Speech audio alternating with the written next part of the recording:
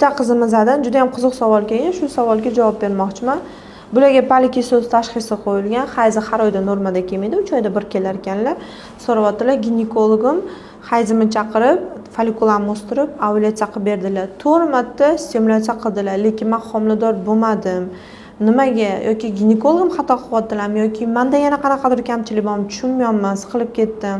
Savol bersam javob bermayaptilar. Shunga o'zingiz javob bering deb savol qoldirganlar. Xo'p, bilasizlar, polikistoz tashxisi qo'yilgan ayollarning tuxumdonida folikular juda ham ko'p bo'ladi. 12 tadan ortiq bo'ladi. Va ovulyatsiya chaqirganda siz bilmaysiz, garantiya o'nga yetilmagan tuxum hujayra chiqishi mumkin, sifatsiz tuxum hujayra chiqishi mumkin. Bu birinchi sabab.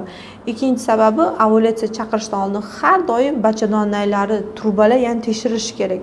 Bachadon o'tkazuvchanligi yaxshi bo'lishi kerak, yalg'lanishlar bo'lishi kerak emas. Bu ikkinchi sabab bo'lishi mumkin. Uchinchi sababi, turmush o'rtog'ingiz, ya'ni eringizni urug'i juda ham sifatli va harakatchan bo'lishi kerak. Urug' agar harakatchan, sifatli bo'lsa, zo'r natija beradi. Va yana bitta nozik tomoni bor. Polikistoz tashxisi qo'yilgan ayollarni bachadon ichki qavati endometriya juda ham ingichka bo'ladi.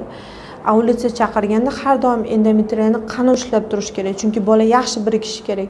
Agar sizda endometriya ingichka bo'lsa, homilador bo'lsangiz ham bachadonga bola yaxshi birika olmay qoladi, hayz bilan chiqib ketadi, siz homilador bo'lganingizni ham bilmay qolishingiz mumkin. Agar sizda 4 martada ham natija bermagan bo'lsa, sizga eng effekt beradigani bu eko. Nima uchun ekoni aytyapman? Ekoda sizdan yaxshi, sifatli tuxum hujayralarini terish imkoni ko'proq bo'ladi. To'g'ri, polikistoz tashxisi qo'yilgan ayollar tabiiy homilador bo'la olmaydi degan gap yo'q.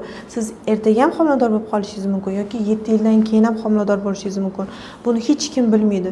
Shuning uchun vaqt yo'qotmasligi uchun, stress holatiga ko'p tushmasligi uchun, tuxumdonlar sifati tushib ketmasligi uchun sizga ekoni tavsiya qilaman.